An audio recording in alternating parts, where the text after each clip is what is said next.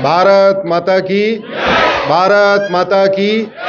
वंदे वंदे वंदे। सर्वप्रथम गुरुदेव भगवान को प्रणाम करता हूं, उनको नमन करता हूं, उनको वंदन करता हूं। उन्होंने हम लोगों को जो एक अमृत पुस्तक दिया, उससे बहुत कुछ हम लोगों के जीवन में परिवर्तन आया। सामने बैठे सभी भक्तों को प्रणाम करता हूं, उनके अनुयायियों को प्रणाम करता हूं, बड़ों को प्रणाम करता हूं, छोटों को अपना स्नेह भेंट करता हूं।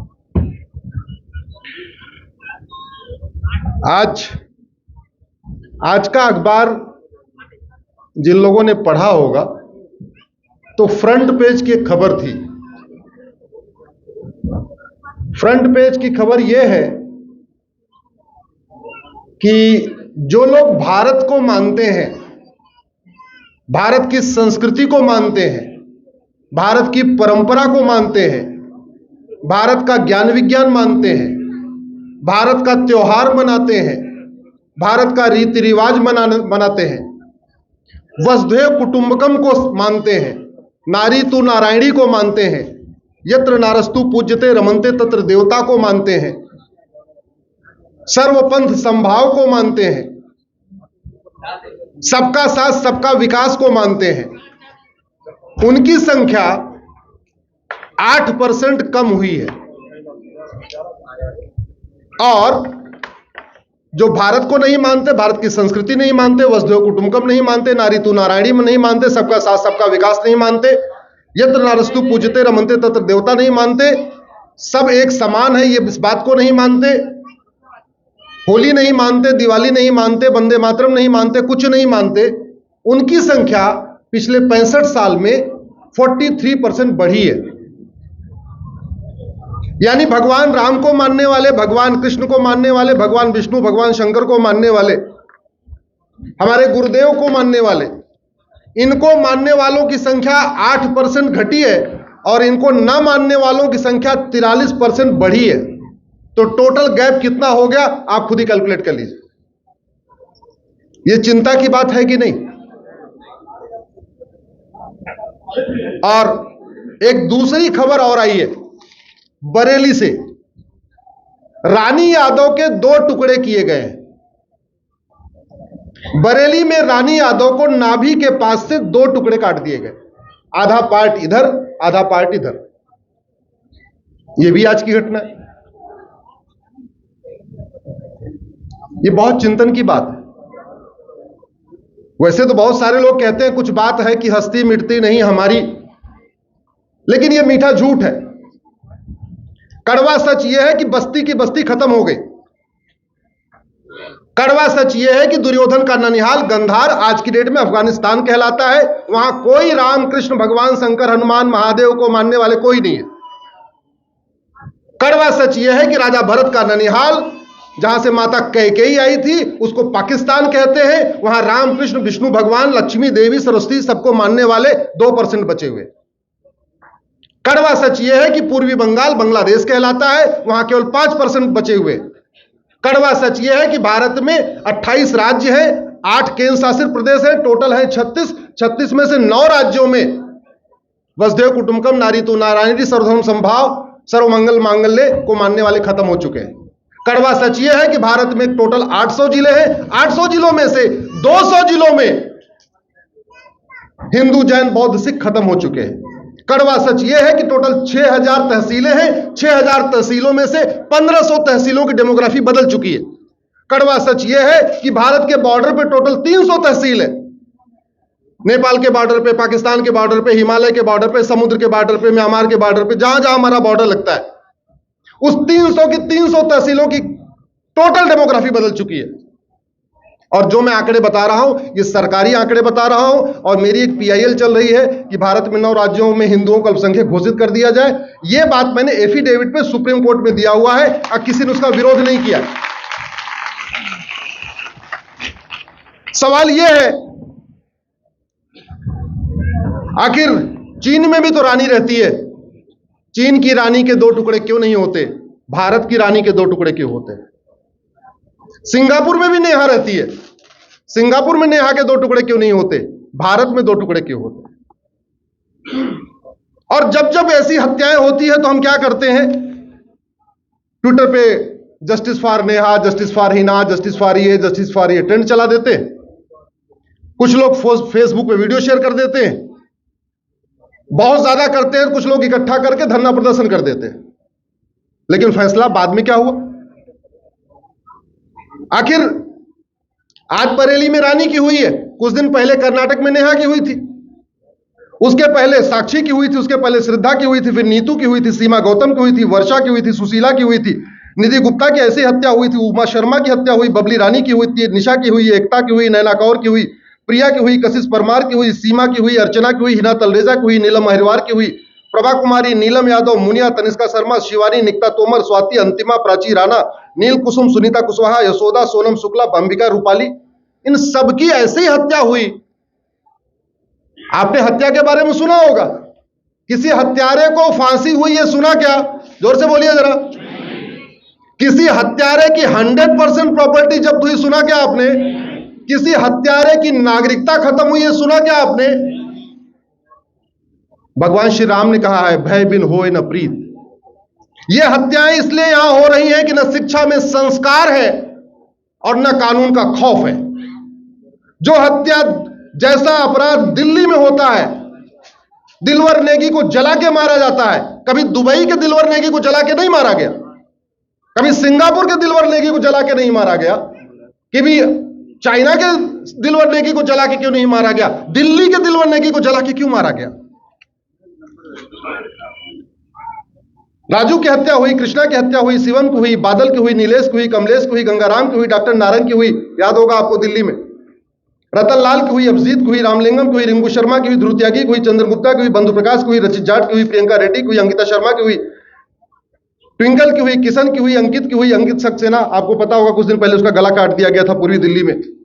लखनऊ में कमलेश तिवारी का गला काट दिया गया था, कन्हैया लाल राजस्थान, उमेश कोहली महाराष्ट्र। इसमें जितनी जिहादी हत्याएं हुई, किसी की 100% प्रॉपर्टी जब्त हुई, किसी की नागरिकता खत्म हुई, किसी को फांसी हुई नहीं, तो खौफ कहां से पैदा होगा? अभी कुछ दिन पहले पूर्वी वैष्णव को मारा, मानसी को मारा, रूबी को मारा, ममता को मारा, रुबिता को मारा, अंजलि को मारा, ममता को मारा, निधि पासवान मारा, अदिति मारा, आद्या मारा, अमृता मारा, अभिलाषा मारा, भावना मारा, बीना मारा, दीपा मारा, छवि को मारा, दृष्टि को मारा, इसका को मारा, एकता को मारा, लक्षिता को मारा, रिया को मारा, नीना को मारा, कनिषा को मारा, हर्षिता को मारा। ये तो मैं कुछ वो नाम बता रहा हूं जिसके लिए ट्विटर पे ट्रेंड चलाया गया था, जस्टिस फॉर ये, जस्टिस फॉर ये, जस्टिस फॉर ये। मेरा ये मानना है, अगर पूरी दुनिया में ऐसी हत्या नहीं होती है और भारत में ऐसी हत्या होती है, इसका मतलब हमारी दवा गड़बड़ है। बीमारी ठीक होती है दवाई से, बीमारी डॉक्टर से ठीक नहीं होती, याद रखिएगा। डॉक्टर बदलने से बीमारी ठीक नहीं होती है। बीमारी कैसे ठीक होती है? दवा बदलने से। अब समय आ गया है डॉक्टर नहीं, क्या बदलवाने का? और दवा बदलवाने के लिए कानून भी बदलवाना पड़ेगा, संविधान भी बदलवाना पड़ेगा। कानून बदलवाने के लिए सिंपल मेजॉरिटी चाहिए और संविधान में संशोधन कराने के लिए 2/3 बहुमत चाहिए। और संविधान में संशोधन करने के लिए 2/3 चाहिए। राज्यसभा में एनडीए के पास 117 है, तो अलग अलग तुम हो ही नहीं सकता। लोकसभा राज्यसभा में अलग अलग तो 2/3 हो ही नहीं सकता। दूसरा क्या तरीका है? लोकसभा राज्यसभा की ज्वाइंट बैठक बुलाई जाए। ज्वाइंट बैठक में 521 सांसद चाहिए, 521 चाहिए। राज्यसभा में 117 है, तो लोकसभा में 521 - 4 117 404। अब की बार कितना चाहिए? जोर से बोलिए, अब की बार कितना चाहिए? और वो 400 पार तब होगा जब आप सारे लोग अपना फोन निकालोगे, आपके फोन में जितने कॉन्टेक्ट हैं 500 700 800 900 सबको फोन करोगे। वो 400 पार तब होगा जब आपके कॉन्टेक्ट व्हाट्सएप पे जितने नंबर हैं सबको एक मैसेज भेजोगे। आज की डेट में एसएमएस भी फ्री हो गया है। जितने कॉन्टेक्ट हैं 3 घंटे 4 घंटे 5 घंटे लगा के सबको एसएमएस भेजो, सबको व्हाट्सएप भेजो, सबको फोन करो। याद रखिए, इस बार का चुनाव मेक और ब्रेक का है। 400 पार हो जाएगा, ब्रेकिंग इंडिया फोर्सेस भारत छोड़ के भाग जाएंगी, यह मैं गारंटी के साथ कह सकता हूं। भारत को तोड़ने वाली शक्तियां भारत छोड़ के भाग जाएंगी, अब की बार 400 पार हो गया तो। इसलिए भारत विरोधी शक्तियां बिलबिला रही हैं, तिलमिला रही हैं। कभी कह रहे हैं 400 पार हो जाएगा, संविधान बदल जाएगा, 400 पार हो जाएगा, ये हो जाएगा, 400 पार ये हो जाएगा, ये हो जाएगा। ये सब बकवास है। सच्चाई यह है 400 पार हमारी जरूरत है, इसको लाना जरूरी है। और इसको लाने का एक ही तरीका मैंने आपको बताया, एक बार अपना फोन घनघना दीजिए। आउटगोइंग फ्री है, डाटा फ्री है, एसएमएस फ्री है। एक बार इस फ्री वाली स्कीम का संपूर्ण उपयोग करिए। आप लोगों को बाकी कुछ तो फ्री में मिलता नहीं है, जो बैठे हुए। राशन मिलता फ्री का क्या, बिजली मिलता फ्री का क्या, पानी मिलता फ्री का क्या, कुछ भी फ्री का नहीं मिलता, केवल डाटा फ्री का मिला हुआ है। तो जो डाटा फ्री का मिला हुआ है उसके लिए ऐसी व्यवस्था बनाइए। हमारी बहन भी आ गई है, एक बार सब लोग ताली बजा दीजिए बहन के लिए।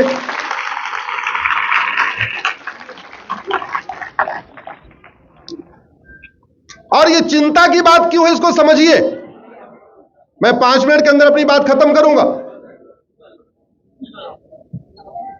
अगर भारत को मानने वालों की संख्या 8% घटी है तो भारतीय विचार मानने वालों की 8% घटी है, और भारत को न मानने वालों की 83% बढ़ी है।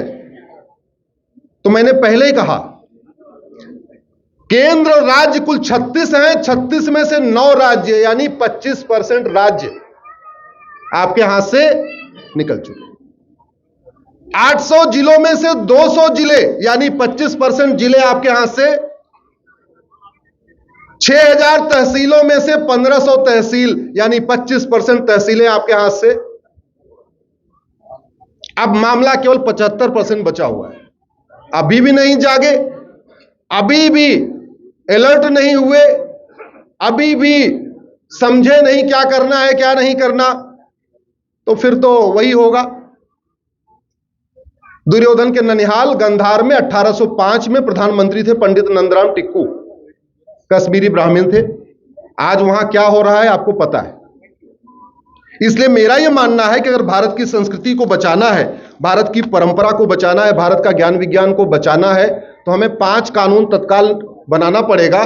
समान शिक्षा कानून, समान नागरिक संहिता कानून, घुसपैठ नियंत्रण कानून, धर्मांतरण नियंत्रण कानून और जनसंख्या नियंत्रण कानून। ये 5 कानून चाहिए। इसलिए एक बार अपने जितने भी आपके यार दोस्त रिश्तेदार हैं, आपके नातेदार हैं, आपके फोन में जितने भी नंबर हैं, उनको बता दीजिए ये 5 कानून बन गए। समान शिक्षा, समान नागरिक संहिता, घुसपैठ नियंत्रण, धर्मांतरण नियंत्रण, जनसंख्या नियंत्रण। अगर ये 5 कानून बचे तो हमारी आने वाली 25 पीढ़ियां सुरक्षित रहेंगी। और अगर ये 5 कानून नहीं बने तो अगला 25 साल हमारे लिए भारी पड़ जाएगा। अब आप चाहते हो 25 साल या 25 पीढ़ियां, निर्णय सबको बताइए, सबको जगाइए। आप सब तो जगे हुए हैं, सामने बैठे हुए हैं, भगवा गमछा बंधा हुआ, सब जगह जगह भगवा गमछा आ गया, इसका मतलब जगे हुए हैं। उनको जगाना नहीं, हम आपको तो कह ही नहीं रहे, हम तो उनको कह रहे हैं क्योंकि बड़ी चिंता की बात है।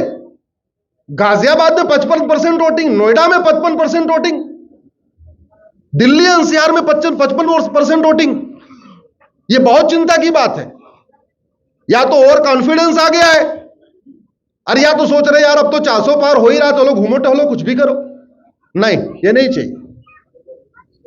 हमें तो राज्यवार चलना पड़ेगा। दिल्ली में 7 में 7, उत्तर प्रदेश में 80 में 80, 100%। जब 100% करेंगे तब 400 पार होगा। और एक बात मैं जरूर लास्ट में कहना चाहूंगा, आज की डेट में जो पाखंडी कह रहे हैं कि 400 पार हो जाएगा, संविधान बदल जाएगा, उनको यह जरूर कहिएगा संविधान का ढांचा तो 1976 में बदल दिया। 1976 में संविधान का मूल ढांचा बदल दिया गया। संविधान की जो प्रस्तावना होती है उसको संविधान का बेसिक स्ट्रक्चर कहते हैं। संविधान की जो प्रस्तावना होती है उसको मूल ढांचा कहते हैं। और ऐसे शब्द जोड़े गए जिसको संविधान सभा ने 3 बार रिजेक्ट कर दिया था। 1950 में संविधान सभा खत्म हो गई, मार्च 1976 में लोकसभा खत्म हो गई, और दिसंबर 76 में संविधान में मूल ढांचा बदल दिया गया। उस समय एक ही चैनल होता था, वो सरकार के कंट्रोल में था। इमरजेंसी लगी थी, 75 से सारे नेता विपक्ष जेल में थे। मीडिया का बिजली पानी का कनेक्शन कटा हुआ था। अखबार वाले बेचारे जनरेटर किराए पर ले लेके अखबार छाप रहे थे। ऐसे में जिन्होंने संविधान का मूल ढांचा बदल दिया, वो कह रहे हैं 400 पार हो जाएगा तो संविधान का ढांचा बदल दिया जाएगा। संविधान का ढांचा बदलने के लिए 400 पार नहीं चाहिए, मूल संविधान को, उस प्रस्तावना को वापस लाने के लिए 400 पार चाहिए। 400 पार चाहिए गुलामी का नाम मिटाने के लिए, 400 पार चाहिए गुलामी का निशान मिटाने के लिए, 400 पार चाहिए गुलामी की कुरीतियां बदलने के लिए, 400 पार चाहिए गुलामी की कुप्रथाएं खत्म करने के लिए, 400 पार चाहिए गुलामी की शिक्षा व्यवस्था बदलने के लिए, 400 पार चाहिए गुलामी की चिकित्सा व्यवस्था बदलने के लिए, 400 पार चाहिए गुलामी की पुलिस व्यवस्था बदलने के लिए, 400 पार चाहिए गुलामी की न्यायिक व्यवस्था बदलने के लिए, 400 पार चाहिए गुलामी की प्रशासनिक व्यवस्था बदलने के लिए, 400 पार चाहिए भारत में राम राज्य लाने के लिए, 400 पार चाहिए भारत को विश्व गुरु बनाने के लिए। इसलिए 400 पार हमारी जरूरत है। और मैंने पहले ही कहा था, 25% जिले, 25% तहसील, 25% आपके राज्य पहले निकल चुके हैं। हमारी बहन को पता है, मेरी माइनॉरिटी वाली जो पीआईएल चल रही सुप्रीम कोर्ट में, उसमें हमने डेटा दिया हुआ है। 75% बचा हुआ है। समान शिक्षा, समान चिकित्सा, समान नागरिक संहिता, घुसपैठ नियंत्रण, धर्मांतरण नियंत्रण, जनसंख्या नियंत्रण, ये 6 कानून बहुत जरूरी है। इस विषय को आगे उठाइए। और आप भी जानते हैं ये कानून कौन बना सकता है, और आप भी जानते हैं इसका विरोधी कौन है। उत्तर प्रदेश में आज रानी यादव के 2 टुकड़े हुए, नाभि से, एक नाभि का पोर्शन इधर, एक नाभि का पोर्शन उधर, बरेली में। और जो अपने आप को यदुवंशी कहते हैं, वो बरेली में उसके घर देखने नहीं गए। नेहा की हत्या होती है बरेली में, कर्नाटक में, और वो कांग्रेस के नेता जाते तक नहीं देखने। कहना नहीं चाहिए, पॉलिटिकल मामला नहीं करना चाहिए हमें। तो हम कोई, देखो भैया, हम तो ना भाजपा के प्रवक्ता हैं, ना हम सरकार के प्रवक्ता हैं। हम भारत के प्रवक्ता हैं, भारत की संस्कृति के प्रवक्ता हैं। इसलिए हम भारत की बात करते हैं, भारत कैसे मजबूत होगा उसकी बात करते हैं। इसी के साथ मैं अपनी बात खत्म करता हूं। बहुत बहुत धन्यवाद, बहुत बहुत आभार। आज समय का अभाव कम है, हम टेस्ट मैच वाले खिलाड़ी, हम 1.5-2 घंटे बोलते हैं। आज 10-15 मिनट में हमें खत्म करना पड़ रहा है। फिर मिलेंगे। जय श्री राम। बहुत बहुत धन्यवाद।